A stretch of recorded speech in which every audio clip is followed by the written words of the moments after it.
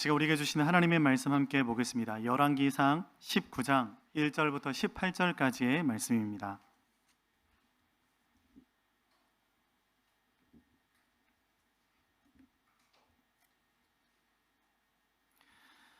열왕기상 19장 1절부터 18절까지의 말씀을 저와 여러분이 한 절씩 교독하고 마지막 절은 함께 읽겠습니다. 저부터 읽겠습니다. 아합이 엘리야가 행한 모든 일과 그가 어떻게 모든 선지자를 칼로 죽였는지를 이세벨에게 말하니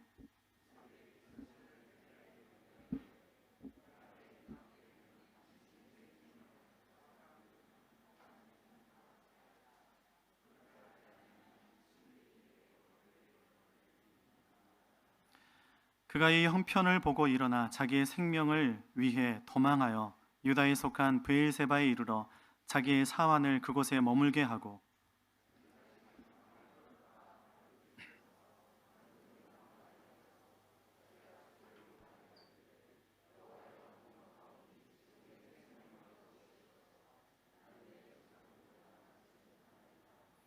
로뎀나무 아래에 누워 자더니 천사가 그를 어루만지며 그에게 이르되 일어나서 먹으라 하는지라.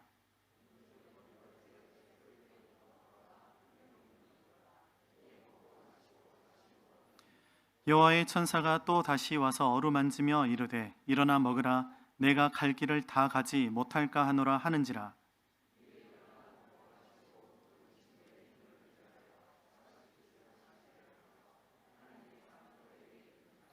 엘리야가 그곳 굴에 들어가 거기서 머물더니 여호와의 말씀이 그에게 임하여 이르시되 엘리야야 내가 어찌하여 여기 있느냐.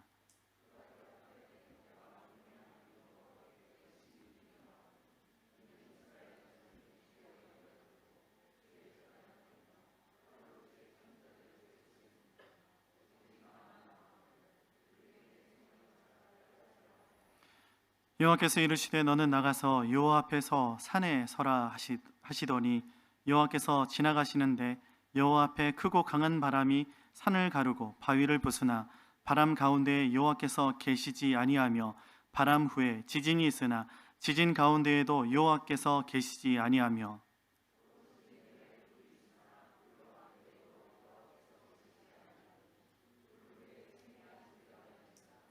엘리야가 듣고 겉옷으로 얼굴을 가리고 나가 굴 어귀의 섬에 소리가 그에게 임하여 이르시되 엘리야야 내가 어찌하여 여기 있느냐.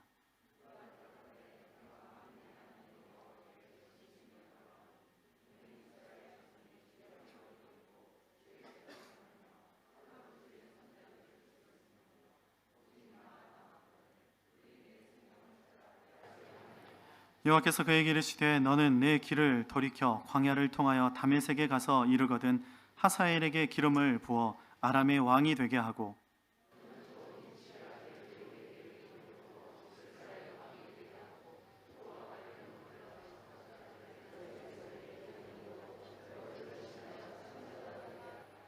하사엘의 칼을 피하는 자는 예후가 죽일 것이요 예후의 칼을 피하는 자를 엘리사가 죽이리라. 마지막 절 함께 읽습니다.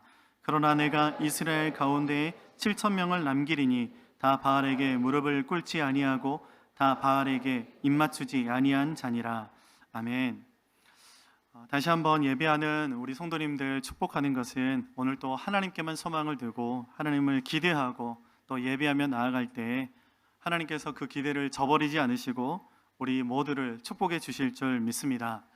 오늘은 우리가 읽은 본문 말씀 중심으로 여기가 끝이라고 생각하는 이들에게 라는 제목으로 주님의 은혜 함께 나누기를 원합니다.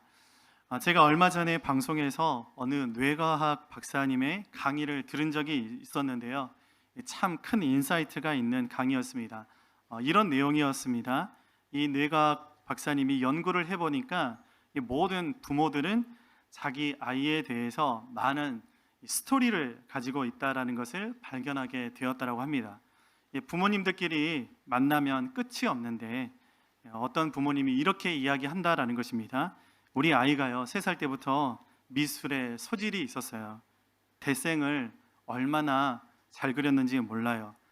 반대쪽 부모님도 질 수가 없죠. 그래서 그 부모님도 이렇게 이야기한다라는 것입니다. 우리 아이는 수학을 잘해요. 2살 때부터 구구단을 외우더라고요. 또 한 부모님이 가만히 듣자 하니 또 이렇게 이야기를 했다라는 것입니다. 우리 아이는 언어의 소질이 있어요. 덜 때부터 문장을 만들어서 이야기를 하더라고요. 라는 것이었습니다. 이렇게 부모님들은 자기 아이들에 대한 스토리를 다 가지고 있다라는 것입니다. 근데 여기에서 중요한 것은 이 박사님이 이러한 이야기를 들으셨다라는 것입니다.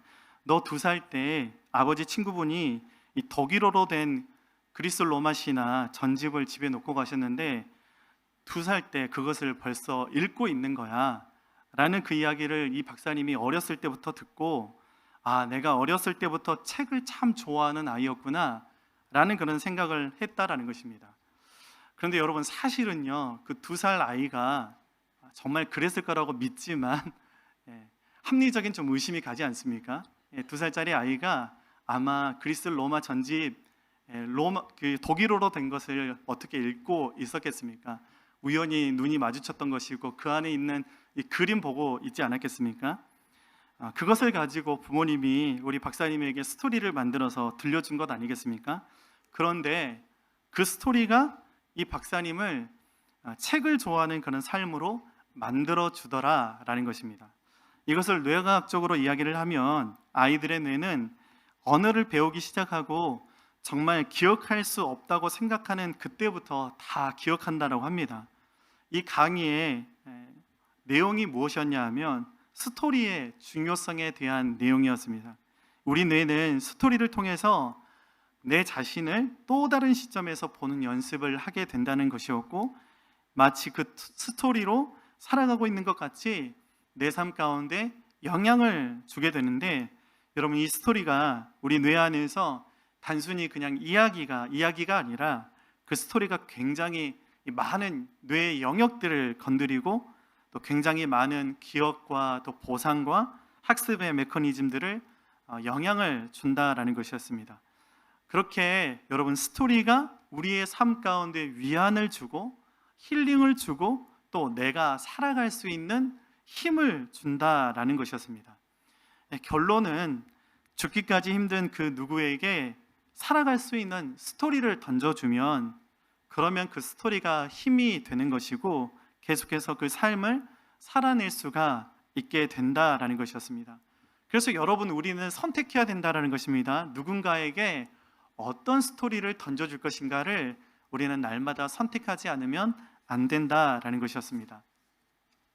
오늘 본 말씀을 보니까 삶을 스스로 포기하려고 했던 한 사람이 등장합니다. 그런데 이 사람이 엄청난 사람이었습니다. 능력의 종이라고 하는 선지자 엘리야였는데요. 우리 형제들이 소시적에 내가 10대 1로 싸워서 이겼어 라고 이야기를 가끔 하는 형제들을 만나게 됩니다. 그런 말을 여러분 전문용어로 뭐라고 하는지 아세요? 뻥이라고 합니다. 대부분 뻥치고 있는 거죠. 대부분은 과장되거나 부풀려서 한 말일 텐데, 엘리야는요 실제로 850대 1로 싸워서 이긴 사람이다라고 성경이 기록하고 있습니다. 그런데 중요한 것은 이렇게 능력의 사람도 번아웃 될 수 있다라는 것입니다. 엘리야가 삶을 더 이상 살아갈 수 없도록 만드는 일들이 엘리야의 삶 가운데 일어나 버렸다라는 것입니다. 여러분, 그 이유가 무엇이었습니까? 요즘 인터넷이 발달하면서 이 악성 댓글 때문에 삶을 포기하고 싶을 정도로 힘들어하게 되는 경우가 많은 것을 보게 되는데, 스타들이나 연예인들 피해 사례는 매스컴 통해서 우리가 잘 알려져 있는 편이기는 하지만, 여러분, 우리 일상에서도 이렇게 SNS가 일반화되면서 일반인들에게도 이러한 악성 댓글 때문에 피해를 입는 경우가 너무나 많다는 것이 요즘 사회 문제로 대두되고 있는 때를 우리는 살고 있습니다. 그래서 많은 사람들이 깊은 우울증에 빠지게 되고 또 삶의 의욕을 상실하게 되는 것을 우리는 보게 된다라는 것입니다. 오늘 말씀에서 엘리야 역시 삶을 더 이상 살아갈 수 없도록 만들었던 것은 엘리야가 여기가 참 끝인가 보다라고 생각하게 되었던 그 이유는, 요즘으로 말하면 엘리야가 이 악성 댓글 때문에 큰 상처를 받아서 그렇게 되었다라고 말할 수가 있을 것 같습니다. 열왕기상 19장 2절 말씀인데요, 우리 같이 함께 세번역 성경으로 함께 읽어보도록 하겠습니다. 함께 읽습니다. 시작. 그러나 이세벨은 엘리야에게 심부름꾼을 보내어 말하였다. 내가 예언자들을 죽였으니 나도 너를 죽이겠다. 내가 내일 이맘때까지 너를 죽이지 못하면 신들에게서 천벌을 달게 받겠다. 아니 그보다 더한 재앙이라도 그대로 받겠다. 당시에 아합이 북이스라엘의 왕이었지만 비선 실세가 있었습니다. 바로 왕비 이세벨이었습니다. 익명의 사람이 내 SNS에 악성 댓글을 달아도 잠을 못 자는 것이 우리들인데, 엘리야는 그것도 한 나라의 최고의 권력자, 자신의 조국의 왕비로부터 이 살해 협박을 받아야만 했습니다. 하나님의 영광을 나타내었고 영적인 그런 회복과 부흥을 엘리야가 일으켰는데 보상을 받지는 못할 지언정 악성 댓글을 받아야 됐고 살해 협박을 받아서 엘리야가 이 소식을 들었을 때에는 정말이지 여기가 끝이다, 더 이상 살고 싶지 않다라는 그런 생각을 하게 되었다라는 것입니다. 그래서 로뎀나무 아래 그곳이 끝이라고 생각하게 되었다라고 성경은 오늘 기록하고 있습니다.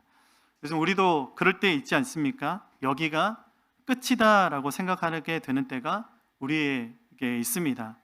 더 이상 한 걸음도 내딛지 못하겠다, 여기가 내 인생의 막다른 곳이고 여기가 벼랑 끝이다 라고 생각하게 되는 때가 누구에게나 찾아올 수가 있다는 것입니다. 여러분, 그런데 그럴 때 기억해야 할, 절대 잊지 말아야 할 중요한 메시지를 오늘 주님은 우리에게 말씀하고 있습니다. 예전에 사역할 때 그런 자매를 만난 적이 있었습니다. 하나님께서 일본으로 인도하셔서 일본에서 대학 졸업하고 직장에 들어가서 성과도 냈습니다. 진급도 했습니다. 그런데 돌아온 것은요, 자신의 공로를 상사가 가로채고 다른 부하 직원들에게 자신을 이 왕따 시키기까지 했다라는 것이었습니다. 일본 사회에서 일본인들 사이에서 한국 사람으로 더더군다나 크리스천으로 더욱더 치열하게 더욱더 열심히 살았고 그렇게 하나님 앞에 나아갔는데 정말 그런 일을 당하니까 서럽고 죽고 싶고 잠도 오지 않고 남은 것은 이 우울증 진단을 받게 되어서 받아놓은 약봉투밖에 남지 않더라 라는 것이었습니다. 정말로 그 자매의 이야기를 들어보니까 여기가 끝이구나 라는 그런 심정이었다라는 것이었습니다. 그 얘기를 계속해서 제가 듣는데 할 말이 없는 겁니다. 뭐라고 위로를 해줘야 될지 모르겠는 거예요. 매주마다 시간을 정해놓고 몇 주에 걸쳐서 몇 달에 걸쳐서 계속해서 정기적으로 만나서 같이 함께 들어주고 기도해주고 위로해주는 것밖에는 할 수가 없었습니다. 그리고 자매에게 이렇게 부탁을 했습니다. 잠이 안 오면 찬양이라도 같이 함께 좀 들으면서, 그리고 잠이 안 오면 요즘 유튜브 영상 있으니까 좋은 목사님들의 말씀들 이렇게 들으면서 또 성경을 읽으면서 그렇게 나아가자라고 격려를 했고, 자매에게 이 약속을 한 가지 받아냈습니다. 정말 나쁜 생각 들려고 할 때는 언제가 돼도 괜찮으니까 꼭 나에게 전화를 한 통화 넣자, 전화를 하자라고 약속을 했습니다. 그때 이 자매와 함께 기도하면서 고백하게 된 것이 있었는데, 그것은 그러한 시간에도 하나님이 우리와 함께 하셨다라는 것이었습니다. 그렇게 그 자매가 시간들을 버텨서 작년에 목사님 저 결혼하게 됐어요, 이렇게 소식을 전해주더라고요. 너무나 기뻤습니다. 여러분, 동일하게 여기가 끝이라고 생각하는 사람들에게 하나님이 오늘 분명히 말씀하십니다. 끝이 아니다 라는 것입니다. 끝이라고 생각하는 그때에, 끝이라고 생각하는 그 장소에 내가 함께 하고 있다라는 것입니다. 그러니 함께 일어나서 나와 함께 가자라고 우리를 콜링하고 있는 줄 믿습니다. 여러분, 그렇게 끝이라고 생각했던 엘리야에게 하나님께서는 함께 하심의 증표로 천사를 보내셔서 먹이셨습니다. 그리고 천사를 통해서 이렇게 말씀하십니다. 열왕기상 19장 7절 말씀입니다. 우리 함께 읽어보겠습니다. 시작. 주님의 천사가 두 번째 와서 그를 깨우면서 말하였다. 일어나서 먹어라. 갈 길이 아직도 많이 남았다. 엘리야 역시 여기가 정말 끝이다 라고 그렇게 생각을 했는데 그것이 아니다라는 것입니다. 여기가 막다른 곳이고 여기가 벼랑 끝이라고 생각했는데 내가 여기까지 몰려왔다라고 생각을 했는데 그것이 아니다라는 것입니다. 하나님이 함께하고 계시고 갈 길이 남아있다라는 것이고 일어나서 함께 기운 차리고 나와 함께 가자라는 것이었습니다. 이렇게 여러분, 여기가 끝이라고 생각하는 사람들에게 정말 필요한 것이 무엇입니까? 살아갈 힘이 필요합니다. 살아갈 힘이 절실합니다. 그런데 오늘 말씀을 자세히 들여다보면 그 살아갈 힘이 무엇인지 우리에게 가르쳐주고 있는데, 여러분, 그 살아가게 하는 그 힘이 무엇이었습니까? 먹을 것이 아니더라고요. 천사를 만나는 체험도 아니더라고요. 여러분, 그런 것들이 우리의 삶을 살아가게 하는 진짜 힘이 아니다라는 것입니다. 그런 것들이 우리의 삶을 살아가게 하는 진짜 힘이라고 한다면 엘리야가 오늘 먹고 잘 회복되었다, 해피엔딩으로 끝날 것입니다. 엘리야가 천사를 만나는 그 체험을 경험함으로 모든 시련을 초월해냈다라고 해피엔딩으로 끝나고 말 것입니다. 그런데 여러분, 천사가 하는 말을 잘 들어보십시오. 아직 여기가 끝이 아니다. 너가 가야 할 길이 남아있다라고 말씀하고 있다라는 것입니다. 먹고 일어나서 진짜 살아갈 힘을 얻기 위해서 너는 나아가야 한다라는 것입니다. 오늘 말씀, 그렇게 상황과 시련에 부딪혀서 여기가 끝이라고 생각하는 사람들에게 진짜 살아갈 힘이 무엇인지, 그 실체가 무엇인지를 우리에게 가르쳐주고 있는데, 엘리야가 이 천사가 준 음식을 먹고 정신 차리고 나니까 문득 생각나는 것이 있는 것입니다. 하나님께 물어봐야 되겠다. 하나님께 따져봐야 되겠다. 하나님께 가면 이 원한을 풀어주시겠지. 우리 또 한국 사람들이 한의 민족 아닙니까? 엘리야가 아마 한국 사람이었던 것 같아요. 여러분, 이것은 그냥 제 농담입니다. 이렇게 깊게 받아들이시면 안 돼요. 엘리야가 또 이스라엘 사람인데 한국 사람이라고 했다고. 그러지 않으실 거죠, 여러분. 하나님 앞에 나아가면 이 원한을 풀어주겠지, 내 맺힌 한을 풀어주겠지 했다라는 것입니다. 그렇게 생각하고 엘리야가 하나님 앞에 나아갑니다. 40일을 먹지도 않고 금식하면서 하나님 앞에 달려갔다라고 그렇게 성경은 기록하고 있습니다. 하나님께 나아가면 나를 위로해 주시겠지, 하나님께서 나를 갚아주시겠지, 그렇게 생각하면서 하나님의 산 호렙산으로 나아갔다라는 것입니다. 이 호렙산이 모세가 하나님을 만난 장소였습니다. 경건한 유대인들이, 이스라엘 사람들이 하나님을 만나서 말씀을 받는 장소였습니다. 엘리야가 그 하나님께 내가 나아가서 하나님께 한번 물어봐야 되겠다라고 그렇게 생각하면서 40일을 금식하고 하나님께 나아갔는데, 하나님께서 그 엘리야를 맞아주셨는데, 여러분, 그 정도 되면 하나님의 보통 성품을 우리가 생각할 때 하나님께서 죽 한 그릇이라도 준비해 놓고, 엘리야 왔어, 이거 먹고 힘내 라고 하지 않겠습니까? 저도 여러 번의 금식 이후에 꼭 콩나물죽을 그렇게 주시더라고요. 그런데 얼마나 그 콩나물죽이 뭐라고 정말 달고 맛있었는지 모릅니다. 며칠을 금식한 사람에게 있어서 구원이 무엇입니까? 죽 한 그릇이 구원일 것입니다. 그런데 그렇게 고생한 엘리야에게 죽 한 그릇 베풀어 주시면서, 엘리야, 여기까지 오느라 고생했다. 그동안 수고 많았어. 내가 그 수고를 안다. 그랬구나. 그래, 원래 선지자는 억울한 거야. 애썼다. 충분하다. 이제 여기서 쉬어가라 라고 하나님께서 위로해 주시면 얼마나 좋겠습니까? 여러분, 그것이 우리가 하나님께 바라고 기대하고 예상하던 하나님의 응답 아닙니까? 여러분, 사람이 알아주는 것이 얼마나 힘이 되는지 모릅니다. 그렇지 않아요, 여러분? 우리가 애쓰고 힘들 때 누군가가 나를 알아줍니다. 그게 정말 힘이 되더라고요. 그런데 그것도 하나님이 알아주시면 그거는 최고이지 않겠습니까? 그동안 우상 숭배에 타협하지 않고 믿음을 지키고 애썼던 엘리야가 그렇게 한 이유가 무엇이었습니까? 부귀영화 보자고 그렇게 한 것도 아니었습니다. 하나님을 사랑해서, 진리를 사랑해서 그렇게 살았던 것이 아닙니까?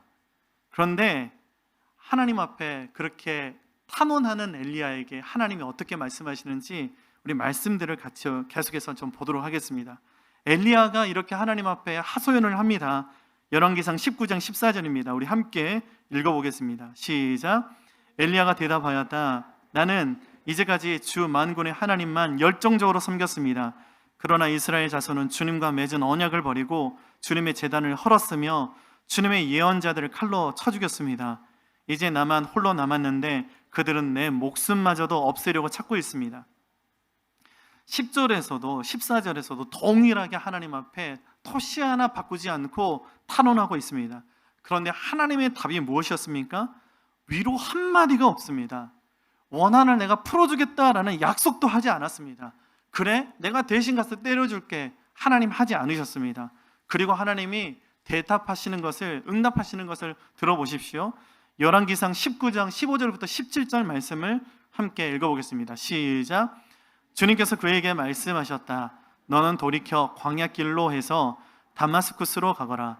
거기에 이르거든 하사엘에게 기름을 부어서 시리아의 왕으로 세우고 또 님시의 아들 예후에게 기름을 부어서 이스라엘의 왕으로 세워라. 그리고 아벨 모올라 출신의 사밧의 아들 엘리사에게 기름을 부어서 내 뒤를 이을 예언자로 세워라.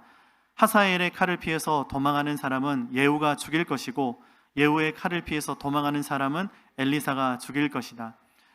여러분, 엘리야와 하나님의 이 대화를 자세히 들여다보면 참 하나님이 주제 파악을 정말 못하시는 것처럼 보이기도 합니다. 그리고 하나님이 동문서답을 하고 있는 것처럼 보이기까지 합니다.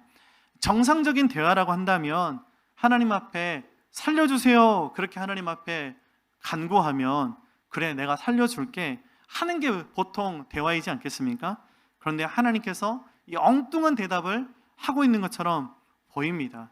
그런데 여러분, 이게 중요한데요, 그게 정답이기 때문에 그렇다라는 것입니다. 그것이 엘리야를 살게 하는 진짜 힘이기 때문에 하나님이 이렇게 말씀하고 계신다라는 것입니다. 하나님은 엘리야에게 이 삶의 막다른 곳에서 삶을 계속 이어갈 삶의 스토리를 허락하고 계신 것입니다. 그것이 엘리야를 어떤 환경과 시련에도 다시 살아가게 만들 힘이 된다라는 것을 하나님이 너무나 잘 알고 계셨기 때문입니다. 여러분, 엘리야가 지금까지 무엇을 얼마만큼 했는지도 중요하지 않습니다. 그것들이 추억은 될 수 있을지언정 그것이 앞으로 살아가게 하는 진짜 힘이 되지 못한다라는 것입니다. 그리고 엘리야를 힘들게 만드는 그런 시련의 해결도 진짜 궁극적인 답은 아니다라는 것입니다. 우리들은 어떻습니까? 우리들 역시 문제 해결을 당장 우리는 원합니다. 그리고 그 문제가 해결되면 살 것처럼 그렇게 생각하게 됩니다. 그렇지만 그 문제가 해결되면요, 또 다른 문제가 오는 것이 우리의 인생 아닙니까?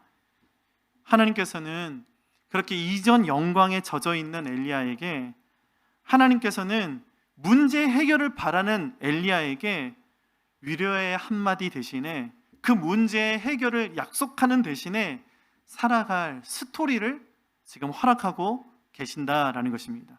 여러분, 이것이 정말 중요합니다. 우리의 인생의 막다른 곳에서, 인생의 변화 끝에서 우리가 구해야 할, 우리가 붙들어야 할 진짜 중요한 것은 우리가 앞으로 살아가야 할 삶의 스토리이다라는 것입니다. 우리에게도 마찬가지고, 우리의 자녀들에게도 마찬가지고, 우리 청년들에게도 마찬가지입니다.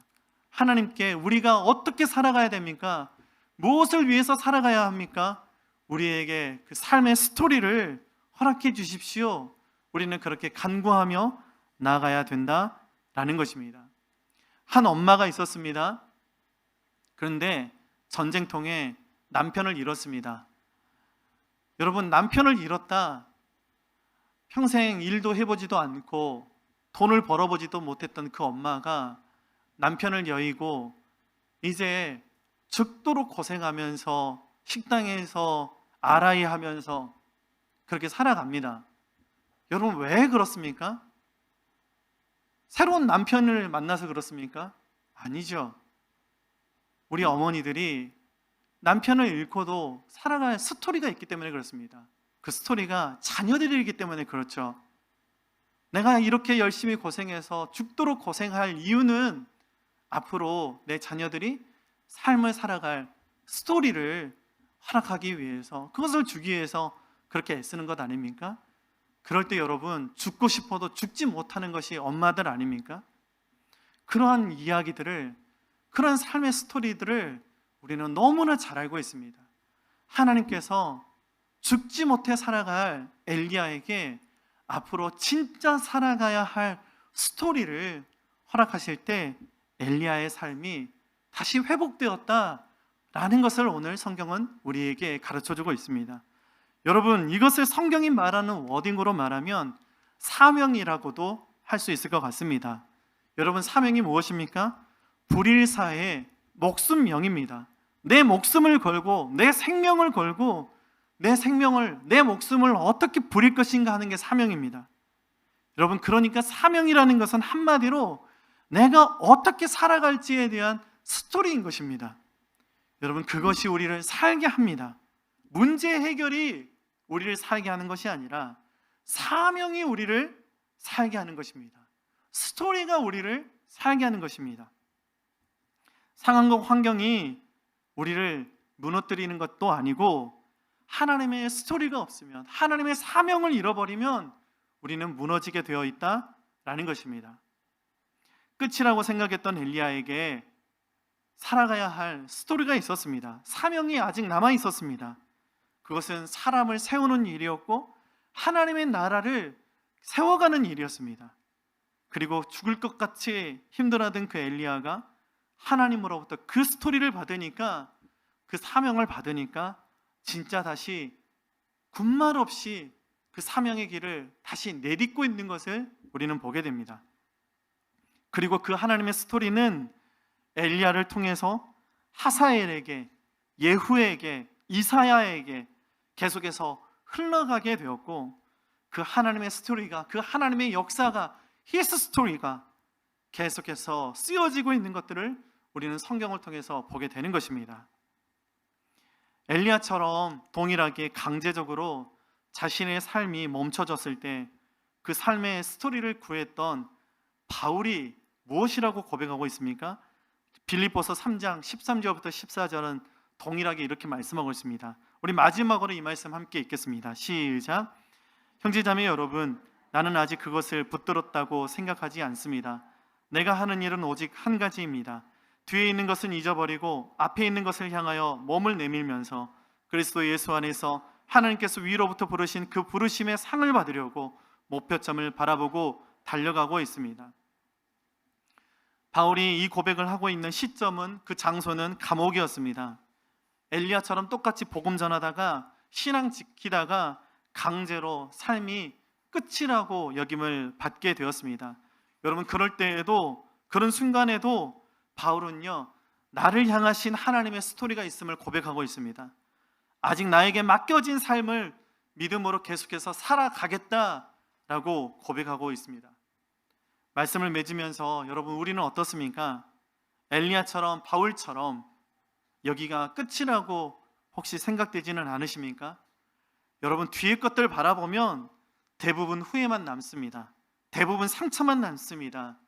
대신에 우리는 어떻게 해야 합니까? 앞의 것을 바라보고 우리를 살아가게 만들 그 스토리를 붙들고, 주님께서 허락해 주신 그 사명을 붙들고 다시 일어서서 하나님이 그 스토리를 믿음으로 살아낼 수 있는 저와 여러분이 꼭 되어지기를 주님의 이름으로 간절히 축복합니다. 이 시간 하나님께서 우리를 부르실 때 우리를 향하신 하나님의 그 스토리를 붙들고 함께 나아가겠습니다. 우리 같이 함께 결단하는 마음으로 이 찬양 하나님 앞에 올려드리면서 기도하며 주님 앞에 나아가겠습니다.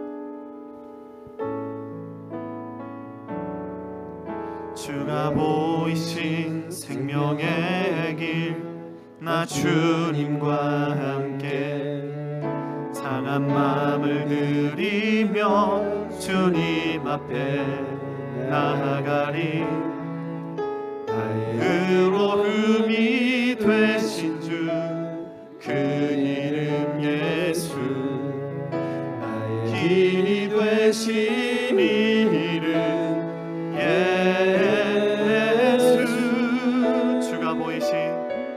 주가 보이신 생명의 길, 주님과 함께 상한 마음을 들이며 주님 앞에 나아가리.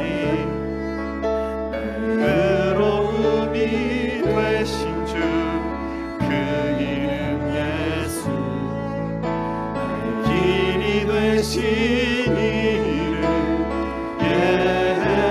예수,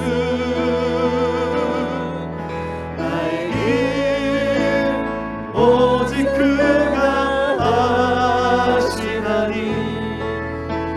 나를 달려가신 후에 내가 정금같이 나오리라. 우리 한 번 더 찬양하겠습니다. 주가 보이신 생명의 길, 나 주님과 함께 상한 마음을 그리며 주님 앞에 나아가리. 의로움이 되신 주 그 이름 예수, 나의 길이 되신 이름 예수, 나의 길 오직 그가 아시나니. 나를 달려가신 후에 내가 정금같이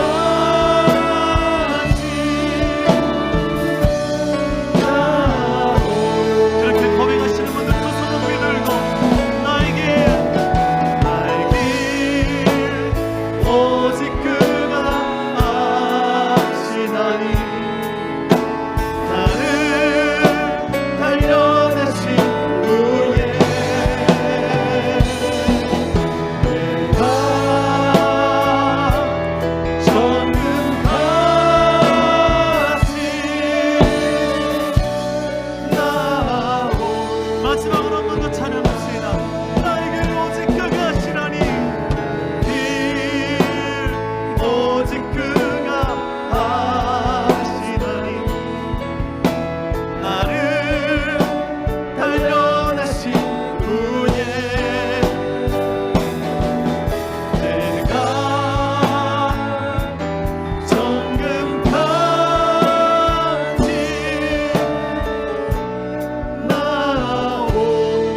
나오리라. 이 같이 함께 주신 말씀 붙들고 함께 주님 앞에 기도하며 나가겠습니다. 하나님, 우리의 삶을 무너뜨리는 여러 상황과 시련들이 우리에게 놓여 있지만, 하나님, 그런 문제들이 해결되기를 우리는 엘리야처럼 주님께 간구하지만, 이 시간 하나님 우리를 살게 만든 주님 그 스토리를 우리에게 허락하여 주시옵소서. 하나님, 뒤의 것을 바라보지 않고 하나님께서 주신 그 스토리를 붙들고 살아가게 하여 주시옵소서. 그래서 하나님, 그 하나님의 히스 스토리가 하나님의 히스토리가 될 수 있도록 주님 우리에게 역사하여 주시옵소서. 하나님께서 우리에게 허락하셨던 그 사명을 다시 붙들 수 있는 우리 교회 공동체도 되게 하여 주시옵소서. 하나님, 이 땅의 복음화를 위해서 우리 교회를 주님께서 세워주셨습니다. 하나님, 그 스토리가 우리 청년들에게, 우리 자녀들에게 계속해서 흘러갈 수 있도록 도와주시고, 하나님, 그 하나님의 스토리가 우리 교회를 통해서 이 땅 가운데 계속 써내려갈 수 있도록 우리 교회 가운데 기름 부어주시고 은혜를 허락하여 주시옵소서. 우리 개인과 우리 교회 공동체 가운데 하나님의 스토리를 허락하여 주옵소서라고 우리 같이 함께 간절히 주님 앞에 부르짖으며 함께 통성으로 기도하겠습니다. 하나님 아버지, 감사합니다. 주님, 삶의 끝이라고 생각했습니다. 하나님, 여기가 끝이라고 생각했습니다. 하나님, 이 시간 우리에게 말씀하여 주셔서 감사합니다. 여기가 끝이 아니라고 말씀하여 주셔서 감사합니다. 우리가 나아가야 할, 우리가 걸어가야 할, 우리가 써내려가야 할 하나님의 히스토리를 우리에게 허락하여 주시옵소서. 하나님, 엘리야처럼 우리 개인에게, 우리 한 사람 한 사람에게 하나님의 스토리를 허락하여 주옵소서. 하나님, 우리 교회 공동체 가운데에 하나님의 스토리를 허락하여 주옵소서. 그 스토리를 붙들고 함께 달려갈 수 있도록 도와주시옵소서. 그 스토리를 우리 청년들을 통해, 우리 자녀들을 통해, 우리 다음 세대를 통해서 하나님 계속해서 흘려보내줄 수 있는 하나님, 우리 교회 공동체 될 수 있도록 주여 축복하여 주시고 회복시켜 주시옵소서. 그 하나님의 스토리를 우리가 붙잡고 나갈 수 있도록 주님 이 시간 우리에게 은혜 허락하여 주시옵소서.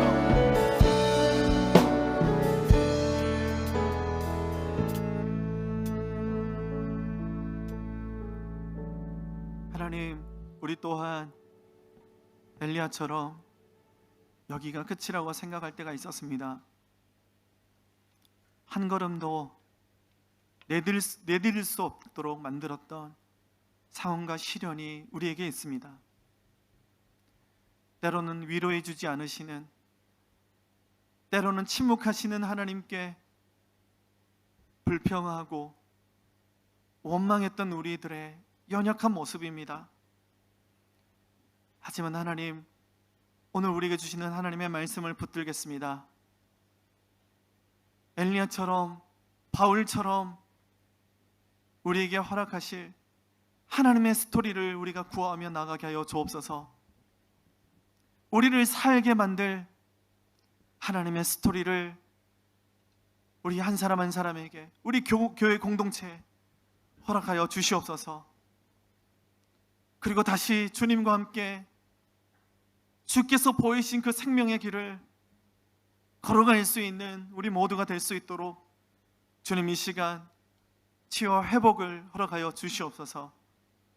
일주일도 하나님의 스토리를 붙들고 우리에게 맡겨진 삶의 자리에서 믿음으로 살아낼 수 있는 우리 모든 교회 공동체 될 수 있도록 축복하여 주시옵소서. 우리에게 하나님의 스토리를 허락하여 주셔서 감사드리며 예수 그리스도의 이름으로 기도드립니다. 아멘.